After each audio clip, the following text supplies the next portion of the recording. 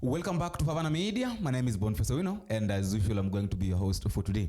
Now, let me remind you that if you are meeting for the first time, please don't forget to take a minute, click the subscribe button. You can also like, share, and drop a comment in the comment section and tell me what to think and where you're watching this video from.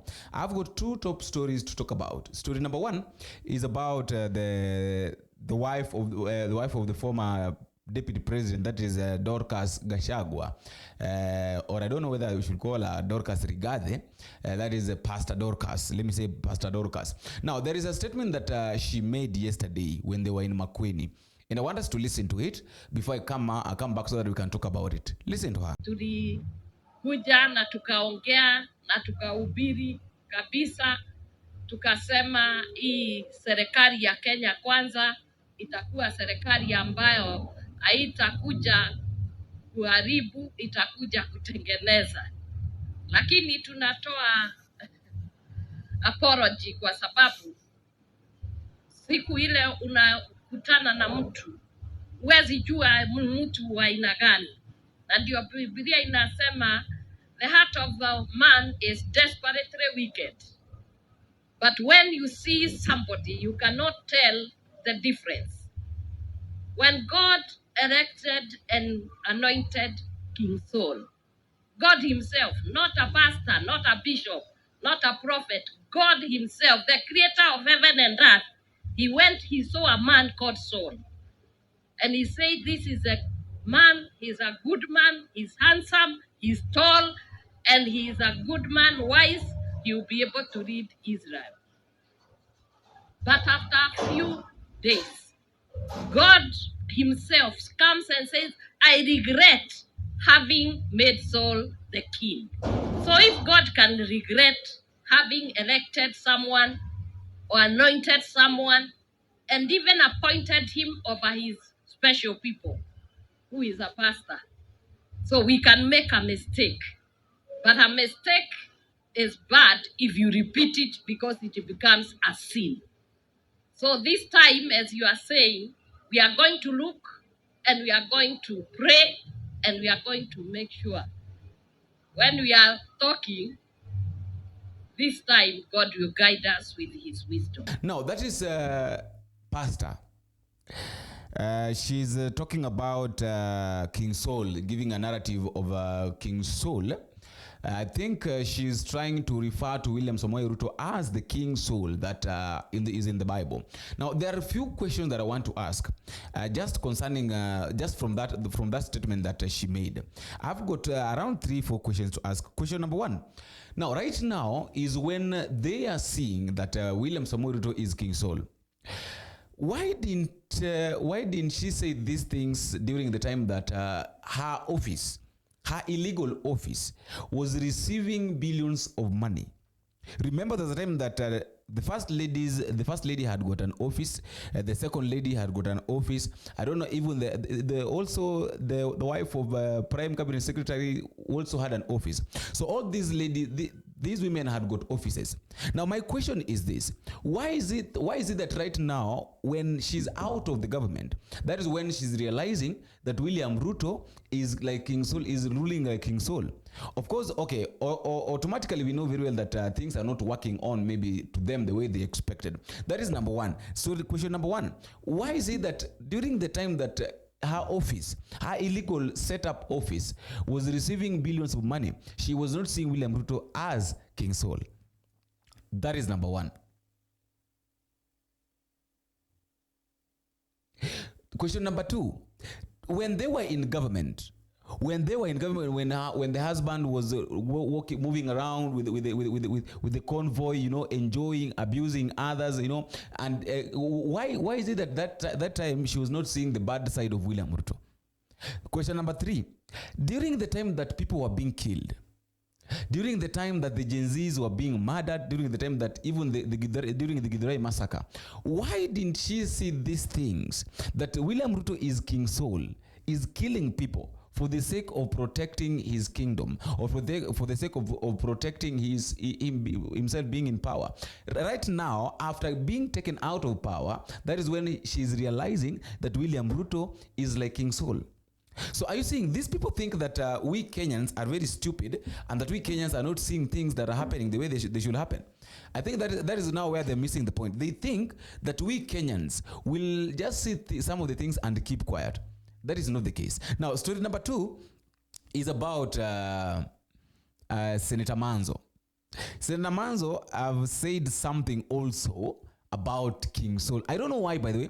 I really don't know why everybody that is speaking, that is referring to William Ruto in the Bible, they're just referring to King Saul. Was King Saul that bad like William Ruto? Okay, between King Saul and William Ruto, who was so bad? Like okay, why is it that a lot of people are comparing William Ruto with King Saul? That is the question. Because Dorcas Rigathe have compared William Ruto with King Saul. Right now, it's Manzo. That is the senator. Also is also comparing William Ruto with King Saul, saying that he's saying that even the time that it is only God. It is God who chose before God chose Saul. There was Samuel. So and he's going ahead by saying that. But you cannot take money to church. You steal money, and then you take to church, and you expect you expect your things to work the way you want them to work. I want us to listen to Manzo before I come back so that we can continue the discussion. Listen to this. Na serikali, hakuna serikali bila kanisa. Kwanza kulikuwa Samueli ndio Saul akue. Na Samueli aliingia akiwa mtu mzuri, kama vile Ruto juzi ameingia akiwa mtu mzuri, akiwa amesaidiwa na huyu Rigathe. Kama si ya Rigathe, Ruto angekuwa rais. Hangekuwa rais, leo angekuwa kuhangaika. Sasa mheshimiwa Rigathe akamsaidia, akamwamini, na yeye ni honest man. Na hivyo ndivyo Saul alianza. Lakini siku moja akaenda kwa vita na akapewa na maagizo na Mungu ya kwamba asirudishe chochote. Alifanya nini? Alienda akakusa kutii Mungu, akalete kondoo. Na mtumishi wa Mungu akamwambia kondoo ni ya nini? Akamwambia kondoo nataka tuweke sacrifice kwa Mungu. Akaambiwa afadhali kutii kuliko hiyo nyama unasema. Hivyo tu mheshimiwa Ruto amefanya. Alianza vizuri, akakosa kutii Mungu, akaangaisha mheshimiwa Rigathe bure. Hakaonga wabunge wampeleke nyumbani, mtu ambaye alimsaidia kuwa rais. Na hivyo ndio naona serikali yao imesambaratika baada ya Rigathe kuondoka. Wakakosana na kanisa Katoliki, wakakosana na kanisa zote, sababu sacrifice kama ya Kaini uwezi peleka kwa Mungu pesa ya wizi. Itakataliwa kama ile ya Kaini ilivyokataliwa. Hilo 10% ya ile kazi umefanya, hiyo ni ya Mungu, hata si yako. Hile ingine unatoa ni sacrifice. Kwa hivyo huwezi toa pesa ya State House ambaye inafaa kufanya kazi ya State House na iko na budget. Hile inabaki kulingana na haki ya nchi ambayo ndio haki ya Mungu. Unarudisha tena treasury, inakuja kujenga mabarabara, inaleta venom na inafanya mambo. Kwa hivyo huwezi peleka sandaka ya ukora mbele ya Mungu na uone vyema. Ndio unaona Ruto amesambaratika namna hiyo. Na hiyo pesa ilipelekwa mbele ya Mungu kwa madharau.